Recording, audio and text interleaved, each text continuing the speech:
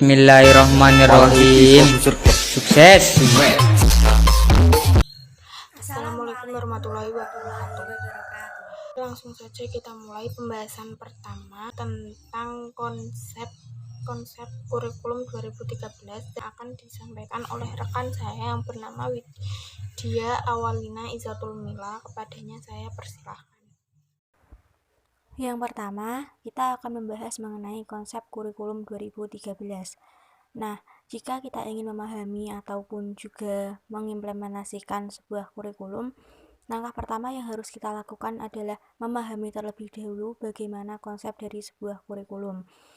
Di sini, kita akan membahas mengenai penjabaran dari hakikat, tujuan, dan juga desain kurikulum terintegrasi pada kurikulum 2013. Hakikat kurikulum 2013. Kurikulum 2013 ini muncul sebagai penyempurna kurikulum sebelumnya dan juga untuk menjawab akan pendidikan karakter.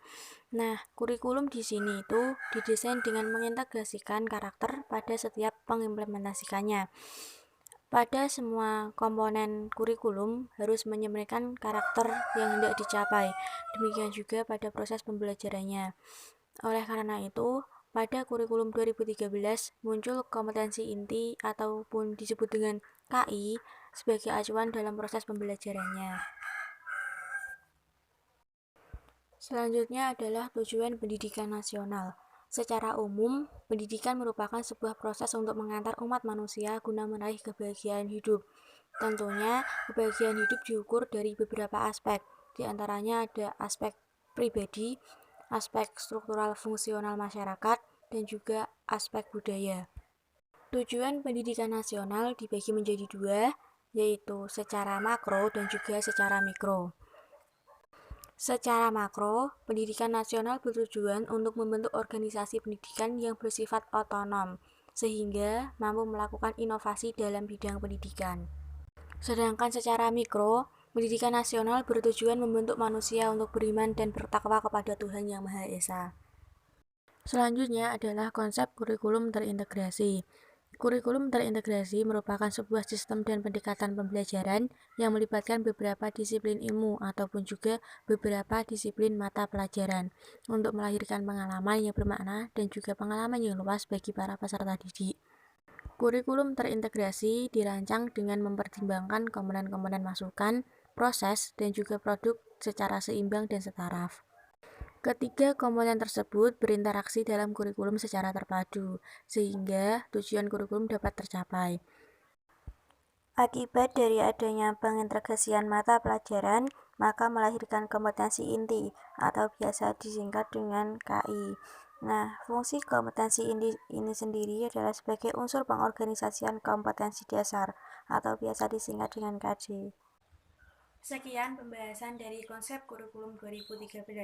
Selanjutnya adalah pembahasan kurikulum 2013 revisi yang akan disampaikan oleh Yohana Kurniawati. Baik, selanjutnya adalah pembahasan tentang kurikulum 2013 revisi.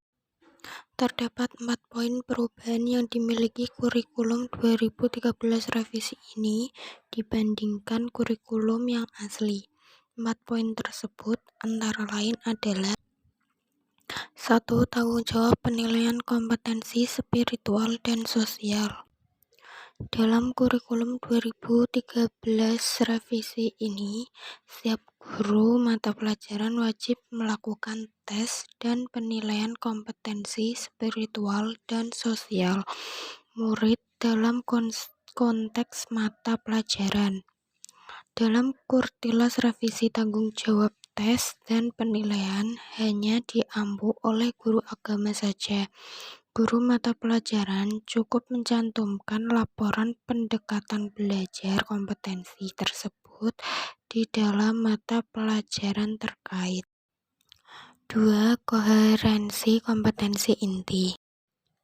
Dengan kompetensi inti yang lebih koheren, kembali ke guru mata pelajaran terkait dikurangi bebannya sehingga dapat lebih fokus kepada penguasaan materi dan kompetensi yang memang sesuai dan berbasis mata pelajaran, sembari tetap menyiapkan karakter-karakter mulia di dalam praktek pengajarannya.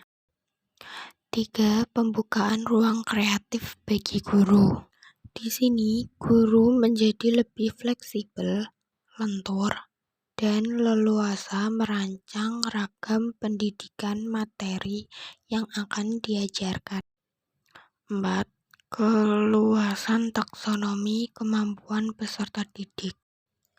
Pada Kurtilas edisi awal taksonomi yang mengadopsi Bloom dibatasi berjenjang, hanya sampai untuk SD, menerapkan dan menelaah untuk SMP, dan mencipta untuk SMA. Kini, taksonomi tersebut secara utuh diterapkan di seluruh jenjang, jadi sangat dimungkinkan untuk seorang peserta SD dengan potensi dan bimbingan yang tepat dapat saja mencapai tataran penciptaan di dalam praktek belajar. Oke, sekian presentasi dari kami.